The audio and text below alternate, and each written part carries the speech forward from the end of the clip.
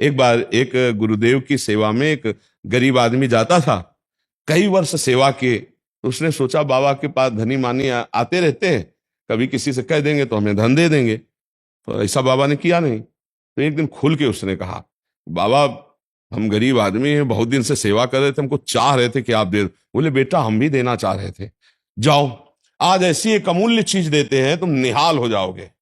उसको लगा कि बाबा के पास तो धनी मानी लोग आते रहते हैं, जरूर कोई कीमती चीज होगी। बोले जाओ गंगा स्नान करके आओ। अब बड़ा मगन होके गंगा स्नान कर बैठा, कहा बेटा राम राम राम, यही यही जपो बस। उसने कहा यार मतलब कोई नई बात है। आग अब आप प्रणाम करके गया तो गांव के लोग जो गाय चरा रहे थे तो कहा भैया राम राम, गुरु जी की सेवा करे आए। तो उसको बड़ा संशय हुआ कि चरवाहा तक राम राम बोल रहा है, इतने दिन सेवा की गुरु जी। बोले गंगा नहा के आओ, तुम्हें बड़ी कीमती चीज दे रहे हैं ये, और बोले राम राम कहो। तो एक बार लौटा के जाके महाराज जी से कहे कि फुसलाओ मती, हमें हमें तो संपत्ति चाहिए थी ऐसी कि जो हमको माला माल कर दे। तो गुरु जी सिद्ध पुरुष थे, जब लौट के गए तो बोले बेटा एक काम है। बोले गुरु जी कुछ पूछना था। बोले बाद में, हमारा एक काम है, एक हमारी झोली में हीरा रखा है, उसको बेचना नहीं है, केवल दाम पूछ के चले आओ। बोले ठीक है गुरु जी। अब वो हीरा लिए बाजार में गए तो सब्जी वालों के पास, तो सब्जी वाले ने देखा कि चमकता हुआ पत्थर है, तो उनका किलो 2 किलो बैंगन ले लो या आलू ले लो। बोले नहीं बेचना नहीं है। एक कागज में लिखा सब्जी वाले ने 1 किलो बैंगन या 1 किलो आलू लेने के। अब बनिया की दुकान में गया, उसने देखा, उसने कहा है तो चमकता हुआ, 1,000 रुपया दे। 1,000 रुपया? अगर किलो 2 किलो वहां आलू लेके बेच देते तो क्या हम जान पाते? 1,000 रुपया लिखा, 1,000। बोले लाओ। अब वो स्वर्णकार के पास, वो स्वर्णकार ने देखा हीरा है, पर ऐसे गरीब आदमी के पास हीरा कहां से आ जाएगा, तो नकली है लगभग। उनका 1,00,000 रुपया देंगे। 1,00,000 रुपया?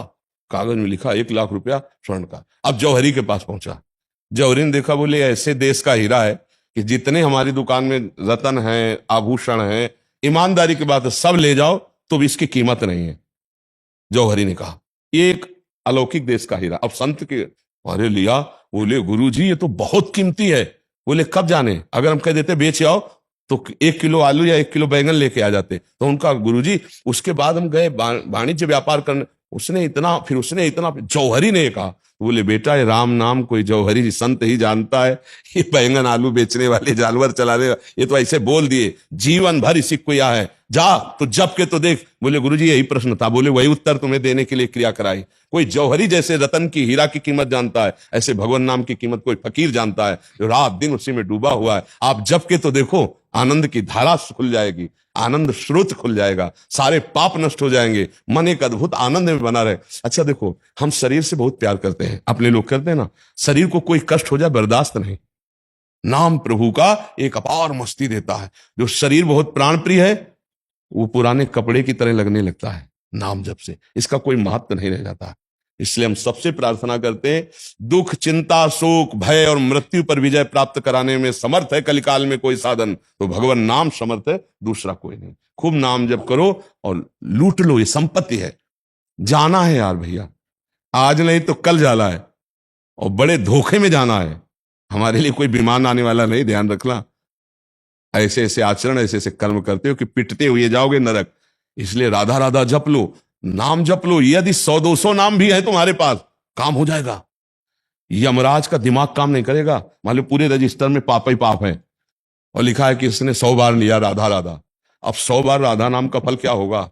वो महाभागवत है, जानते हैं, महाभागवतों में गणना धर्मराज जी के, वो भगवत प्राप्ति करा देंगे। और कलयुग का ऐसा प्रभाव है, ऐसा पाखंड फैला, ऐसा दंभ नाटक फैला है कि नाम की तरफ प्रेरणा नहीं हो रही, मन ही नहीं लग रहा। लोग बिल्कुल बेकूफी को स्वीकार कर रहे हैं, बेकूफी को, खुला बेकूफी हो रही और उसको स्वीकार कर रहे हैं और खुली बात कह रहे हैं। भगवान कह रहे हैं कि तुम जैसा कर्म करोगे तुमको वैसा फल मिलेगा। सामने अर्जुन से बात कर रहे हैं, तुम ऐसे ऐसे कर्म करो, ऐसे ना करो। अगर कोई जादू टोना की बात होती तो जो दिव्य रूप दिखा सकते हैं वो दिव्य भगवान कोई नाटक दिखा देते, कोई चेटक कर देते, कोई चमक नहीं। गांडियों में प्रत्यंचा चढ़ाओ और युद्ध करो, कहा है ना, मेरा भजन करो। तो हमें लगता है यदि आप लोग थोड़ी बुद्धिमानी कर लें कि नाटक नौटंकी में माया के ना फंस कर नाम जब करते हुए धर्मपूर्वक आचरण करे तो आखिरी जन्म होगा। हमारे भगवान बड़े कृपालु हैं, भगवत प्राप्ति बहुत सरल है। बिल्कुल कठिन नहीं। जो दिमाग में डाला जाता है कि भगवत प्राप्ति बहुत कठिन है, बिल्कुल कठिन नहीं। हाँ, कठिन है गंदे आचरणों से हट पाना, इसीलिए भगवत प्राप्ति कठिन कही जा सकती। आप शराब मत पियो, मांस मत खाओ, पराई माता बहनों की तरफ गंदी दृष्टि मत करो, और राधा राधा जपो। अगर इस लोक में आनंद न मिले तो हमें बताना, परलोक की तो बात जाने दो, वहां तो आनंद ही आनंद मिलेगा, ये लोक भी आनंदमय हो जाएगा। हम आप अपना उदाहरण इसीलिए देते हैं कि भयानक कष्ट की स्थिति में भी एक आनंद बना रहता है, एक अद्भुत तृप्ति रहती है, एक शांति रहती है, वो नाम के बल से। अभी ना मृत्यु का डर है और न जीने की लालसा है, जैसे प्रभु चलाओ ऐसे चल रहे। इसे सबसे प्रार्थना है, नाम जप करो, गंदे आचरण कभी भूल कर मत करो, माता पिता को भगवान समझो, राष्ट्र की सेवा भगवान की सेवा समझो, बढ़िया जीवन आनंदमय हो जाए।